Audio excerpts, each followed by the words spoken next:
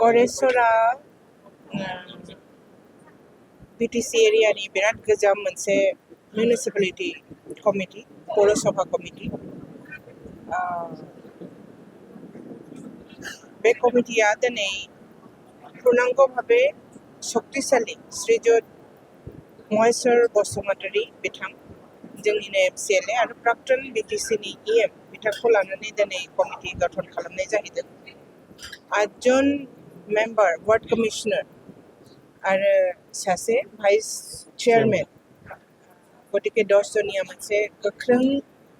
Committee आङो आसा खालामो बे कमिटिनि जरियते जोङो गरेस्वर पौरसभा कमिटि एरियाखौ जोङो गोख्रोङै आरो जोबोद थाबै मोनसे रिफर्म खालामबोनो फैनो हागोन। जवा 5 बोसोराव UPPL सरकारा जे खोथा होनानै मावफुंनो हायाखै रायजोनो नि साननाय हनायखौ फेलें खालामदों मावफुङालासिनो थादों बे खामानिफोरखौ मावफुंनानै होनाया जोंनि दायित्व अति खम दिनर भितरते रायजोआ जे लुगैदोंमोन बेखौ रायजोआ मोनफिनसिगोन। गरेस्वर टाउनाव जेरैबो खना खनला लाइट होनाय जाहैगोन। गरेस्वर टाउनखौ टाउनिया मोनसे आरबान मोनसे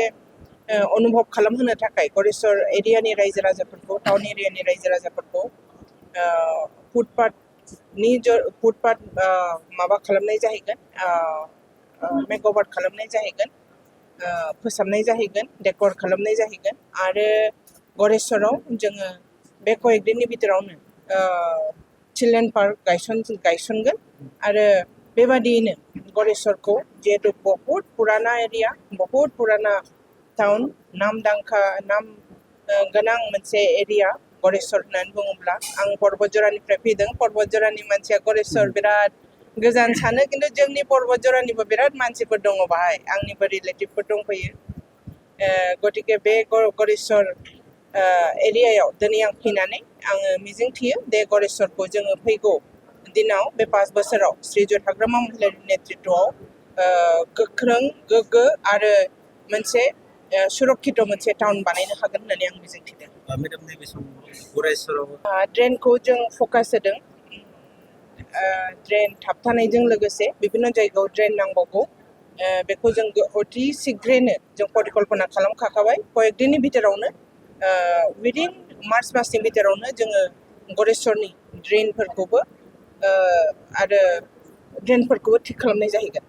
आरो नैबे समाव गोबां जेंना नुजाथिदों जिहेतु फोनांजाबनाय जिहेतु हाबनाय गामि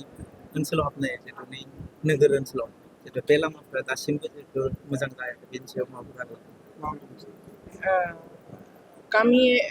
टाउन एरियानि लामाफोरखौथ' जोङो अलरेडि बिटिसिनि जे फान्ड जों मोनगोन बे फान्डजोंबो जों खालामनो थाखाय